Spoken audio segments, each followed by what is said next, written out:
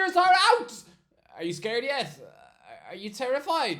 Hello, I am the Irish guy. And yeah, imagine my surprise this morning. Whilst my mouth was full of burnt porridge that suspiciously tasted like dog food, I saw that the Premier League fixture list for every club had been dropped. So after analysing the fixtures for every team, I'm going to tell you which one is your nightmare fixture. The really inconvenient match that's been dropped into a certain part of the season, which is really not ideal and could really ruin the whole campaign for your club. Honestly, lads, the timing of some of these fixtures, so bad. Right, let's go. Arsenal, Liverpool away, August 30th. Can somebody help the Arsenal fans wipe vomit off their chin? Because I would imagine they have just experienced a horror morning. As if they've just discovered their nan's chest hair in a spoonful of honey loops. Because yes, this has been a particularly disgusting start to the season for the Gunners. Come on, there's so much pressure on Mikel Arteta's shoulders to finally win the Premier League this season. And well, your first two away days are at Old Trafford and Anfield, the two biggest football clubs in England. I know Manchester United are nothing to fear at the moment, really, but Mikel Arteta has lost at Old Trafford as a manager twice before, one against Eric Ten Hag and the other one against Michael Carrick, somebody who just lost his Middlesbrough job to the former Luton boss and has now since been relegated to tackling pop stars at Soccer Rate. It's not the opening day trip to Manchester United that I think is scary though. No. I think it's the third match of the season against Liverpool, because can you imagine if they lose to a new look Ruben Amorim side on the opening day? Sure, I mean then they've got a home match against Leeds, but if they were to travel to Anfield and lose again, 2 defeats in their opening 3 matches, it stinks of 2011 when the Gunners played both Liverpool and Manchester United in the first 3 matches and they lost them both. One of them 8-2. Ironically, the Arsenal player got sent off that day against Liverpool was Frimpong. So you just know that the new and improved Frimpong is going to score the winner in 2 months' time. And I'm sorry, but 3 points from the opening 3 games? Arteta is suddenly going to have the weight of the world on his shoulders. He'll be under so much pressure, you'll probably read about him snapping in Costa Coffee when he's throwing blueberry muffins at old ladies in wheelchairs. Honestly, playing Liverpool away in the 3rd match of the season? Oh no! Aston Villa, Arsenal away December 30th. Are you looking forward to Christmas? If you're an Aston Villa fan, you absolutely should not be, because I'm telling you now, I'm warning you, in 6 months' time, you're going to be slumped in front of Elf and contemplating whether or not to stick a mini sausage roll in your eye just to see if you can still feel pain, because Aston Villa's December, honestly, I feel exhausted even looking at it. Away trips to Brighton, West Ham, Chelsea and Arsenal, and then home games with Manchester United and Arsenal, all cramped into less than a month. So honestly, with Unai Emery's squad obviously knackered after at least 8 Europa League games, this is a month which could rip the spirit out of their lungs. Trips to Stamford Bridge and the Emirates in quick succession. Now I know a trip to Stamford Bridge shouldn't be too scary, but don't think for a second that the Villa fans won't still be traumatized about getting slapped up 8-0 at this ground 2 days before Christmas in 2012. When they see Santa hats in the crowd at Stamford Bridge, they're going to be petrified. But it is that Tuesday night against Arsenal, rounding off 2024 with that. Honestly, I can see Villa dropping a lot of points that month. This could be the period which absolutely destroys their top 5 hopes. Bournemouth, Liverpool away, August 15th. Oh, isn't this going to be lovely for Bournemouth fans? They get the winners up close and personal. Milos Kerkez's Liverpool debut. Oh, isn't that going to be just darting for them? To be the lucky visitors who get to sit there, watching their former left-back superstar strutting his stuff for the Reds, as he looks to cook the cherries for brunch. It does seem a little cruel. It's been like your ex-wife asking you if you'd like to be there for her first Tinder date back on the scene. Why, just you sitting in the dark corner of Wetherspoons, slurping 7-Up as they share spaghetti like Lady and the Tramp? Oh, you won't look weird at all doing that. I bet Wayne Bridge used to do that. But look, Liverpool always start well at home. And these Bournemouth fans definitely remember the last time they turned up to Anfield in August and got walloped 9-0. Honestly, that's purely for the fact that they'll literally be in the same building to win his Kerkez's debut. It's not ideal. Brentford, Aston Villa home, August 23rd. I'll let you in on a little secret. The Premier League is about to have an Irish manager for the first time since Chris Hughton left Brighton over 6 years ago. Well, actually, I'll go one better. The Premier League is about to have the first manager with an Irish accent since Roy Keane quit Sunderland 17 years ago. Yeah, I know that's crazy long ago. Why does nobody appoint anyone with an Irish accent? Do you think we're all leprechauns? Keith Andrews is about to take the Brentford job. Somebody who failed his audition for the Republic of Ireland job, because guess what? He's never managed before. This 44-year-old has been the assistant coach with Ireland and actually had some embarrassing fingerprints over Sheffield United's last nightmare Premier League season after he joined Chris Wilder's backroom staff. And yeah, at the minute, he is Brentford's set-piece coach. But giving him the job is ridiculous. I'm sorry. I know he's Irish and he's flying the flag for all Irish managers right now because the Premier League has clearly been allergic to employing actual Irish gaffers. And nobody has seemed to notice this. And since Keane got the Sunderland job in the Championship, then Andrews is the first bloke with an Irish accent to be appointed by a Premier League club since David O'Leary with Aston Villa in May 2003. The first one since Finding Nemo was in cinemas. So I want him to succeed, sure. And he needs a big performance in his first home match to get the fans on side. But I'm sorry, Andrews is going to be taking on a world-class coach in Unai Emery. Keith Andrews, somebody who was recently a pundit. This is like if Wolves get Kevin Doyle as manager. Oh dear, it's gonna end in tears. Brighton, Everton away August 23rd. Now, normally I wouldn't say that anybody should fear a trip to Everton, but Brighton probably should, because they've been drawn the short straw. They are the unlucky ones who are about to play Everton in their brand spanking new stadium first. I mean, the Seagulls might as well write this one off as a defeat, because there ain't no way the Toffees are not winning their first match in this Riverside spaceship ground. The atmosphere will be absolutely freakishly loud. The stadium will be full of legends like Rooney and Thomas Radzinski? I don't know. Oh, the Seagulls are going to get blown off the park. Burnley, Tottenham away August 16th. Look, Burnley have been given a horrendous first patch of games. Look, a season opening trip to Spurs though. I think it's a terrible time to face Tottenham. Because I'm going to tell you, Thomas Frank screams like a man who will have a new manager bounce. I mean, come on, he might well be a Spurs failure in the long term. I can smell him having the Tottenham legacy of a Martin Jol. Plenty of Europa League football and loads of crazy games, but ultimately sacked for a saucier name. But come on, he's an incredibly likable and charismatic personality. Oh, he is having a new manager bounce. Chelsea, Man City away January 3rd. Look, Chelsea are about to have a seriously hectic December. And when you lumber in the Champions League matches too, then I think Enzo Maresca's surprisingly thin squad will be exhausted after Christmas. But oh no, they begin 2026 with a trip to a new look Man City who I think by then will be back to their best and absolutely in their groove. I don't know, whenever I see Chelsea rocking up at the Etihad in January, I just can't wipe the image of them being splattered 6-0 in January 2019. Oh, come on, this is the first match of 2026. 2 days after the whole New Year, New Me that you tell yourself whilst drinking wine with your cat. Oh no, Chelsea are going to begin 2026 with a demoralizing heavy defeat as the apprentice gets outwitted by the master. Crystal Palace, Burnley away December 3rd. Okay, I know it's Burnley.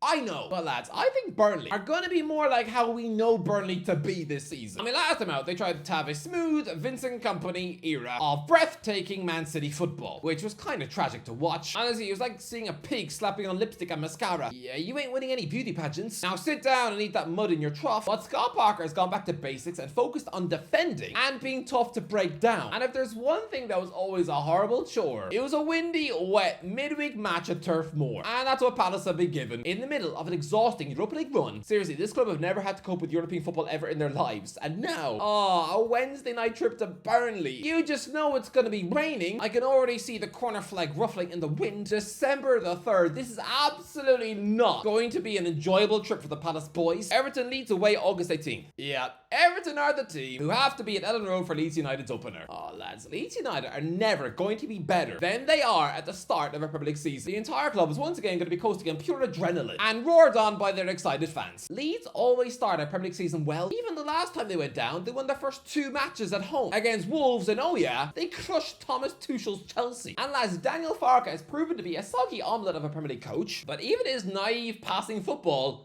it works at the start. I mean, back in 2019 with Arch, he slapped up both Newcastle and Man City in August. It was only after that they crumbled into vanilla biscuits. Fulham, Newcastle home, May 24th. Lads, football heritage. I really hope Fulham are not playing for anything on the final day of the season, because you are destined to lose this match. This is weirdly the 3rd time in 7 Premier League seasons where Newcastle travelled to Craven Cottage for the final match of the season. Yeah, Rafa Benitez boys ran out easy 4-0 winners in May 2019, and then Steve Bruce's boys coasted to a 2-0 win in May 2021, with Joe Willock scoring for the 7th match in a row. Yes, Joe Willock. That was weird. This guy is not a goal scorer. And yet under Bruce, he seemed to morph into a midfield Ibrahimovic. Yeah, well, when Newcastle travelled to Craven Cottage for the final game of the season, they win with a clean sheet. Leeds, Liverpool home, December 6th. Lads, I think some Leeds fans will still be traumatized about how the Marcelo Bielsa era came to an end. Because lads, he is without a doubt the greatest coach I've ever seen manage Leeds. And yet they still had to sack him in February 2022 after his entire project was embarrassed in devastating fashion. To be fair though, he was the victim of a horrible fixture list. After heavily losing to Tottenham and Liverpool and Man United in a row, I mean, that 6-0 loss at Liverpool was only a few weeks after the 7-0 loss at Man City. He also was given a bunch of tough matches in a row, and the Leeds morale was squeezed into a lemon juice box. Yeah, Leeds have a scary week coming up. Between the 29th of November and December the 6th, they travel to Man City and then have exhausting home matches against Chelsea and Liverpool. Sorry, but by the time they face off against the Reds, literally 3 days after the Chelsea match, they're going to be exhausted. And if they lose all 3 matches, honestly, I think I might remind everyone of the Bielsa days, and they'll panic. Liverpool, Newcastle away August 23rd. Liverpool have a good record against Newcastle. Cup final aside, mind. But let's be real, this is not an ideal first away trip because Newcastle are always incredible at home for their first home match of the season. Just ask Aston Villa. Yeah, they've been the first opponents at James's Park in 2010 and 2023. They lost 6-0 and 5-1. You have to go back 6 years to find the last time that Eddie Howe did not win his first match of the season at home. So honestly, for a team who want to win the Premier League title again, you do not get a tougher fixture in August than an August opener at St James's Park, and especially ahead of a Champions League season. The place is going to be electric. Oh, Liverpool. Good luck. Man City, Nottingham Forest away, December 27th. And there's no real Man City fixtures which scream disaster. They've been pretty lucky this morning, but maybe a trip to Nottingham Forest 2 days after Christmas might look like a sneaky banana skin sneaked into a packed December month. But other than that, yeah, City look fine. Man United leads away January 3rd. Does this Manchester United squad have the stomach for a derby grudge match against Leeds? I'm not sure, okay, because Leeds fans absolutely despise Manchester United. Well, look at the characters in this Man United camp. Does anyone think they can handle the Leeds crowd? No.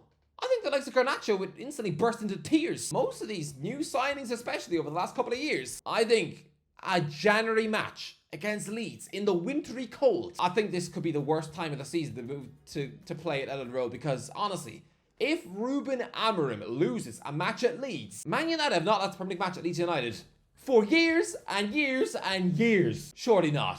Surely not, but I think after a really hectic Christmas, this could be a nasty time to play Leeds. Newcastle, Sunderland away, December 13th. Look, I made a whole video saying that Sunderland will not win a match this season. Yes, but I don't know, there's just something about the Tyne-Weir derby taking place on the 13th of December, which spooks me a little. I don't know why, but I've only ever seen a Sunderland versus Newcastle match that close to Christmas once before, when Sunderland nicked a 1-0 win at Newcastle on December the 21st, 2014. That ruined everyone's Christmas.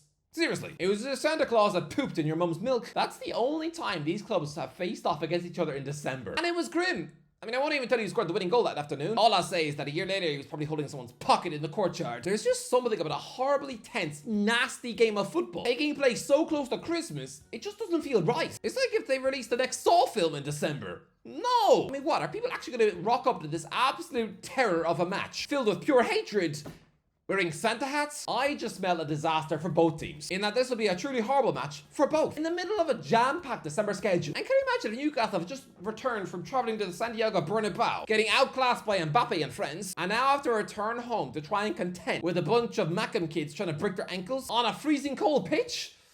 Oh dear. Nottingham Forest, Man United away, May 17th. I haven't yet made my mind up on what I think Nottingham Forest will be this season, but all I know is that playing Manchester United at Old Trafford in May, that's pretty unlucky, because Man United are going to be so much more daunting the further it is that you play them after Ruben Amorim's appointment, because they're only going to get better with time. And well, a trip to Old Trafford in May 2026, that's nearly 18 months after his appointment. He'd have had 3 transfer windows by then. Oh, it's bad news for Forest. Sunderland, Newcastle home, December 13th. Yeah, same reason as for Newcastle. The timing of this grudge match is not ideal for Sunderland either. If I'm a Sunderland fan, then I'm absolutely terrified that the biggest game of the season is being squeezed into a hectic Christmas period. And you know why? Because they could be coming into this match with their morale on the floor and their gaffer under extreme pressure, because they'll have just had back-to-back trips to Liverpool and Man City. Oh, Anfield on the Wednesday, the Etihad on the Saturday, and then a week later, after what could be consecutive 5-0 defeats, they have to pick themselves back off the floor and try and restore confidence ahead of the biggest match of the year? Oh, it's not ideal preparation, is it? And because I forgot to do one yesterday,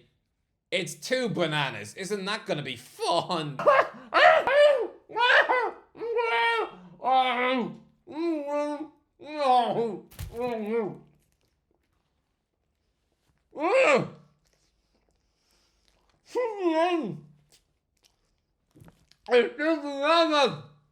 No. Tottenham, Man City away, August 23rd.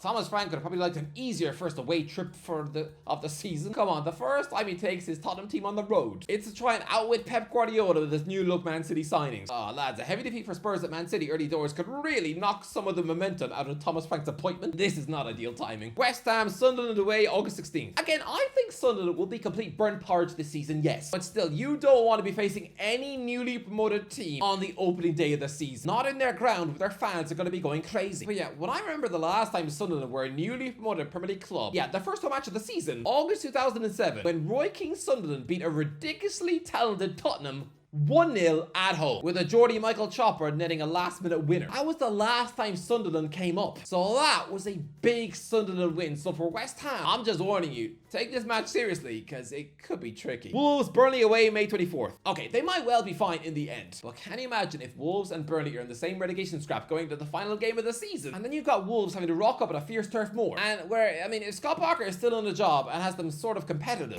it's going to be tough to break them down. Honestly, Wolves need to make sure they do not wind up at a relegation scrap, because if it goes to the wire, Turf Moor, and their South American and Latin stars have to dig in and get some, it's going to be scary. Having to fight Burnley for survival on their intense patch of turf, it's going to feel a bit like trying to wrestle a handbag out of a zombie's hands. Anyway, that's the end of the video. Let me know in the comments section, what do you think? What one fixture scares you? Let me know in the comments. If you enjoyed the video, don't forget to like, share, and subscribe. I'll talk to you in a while.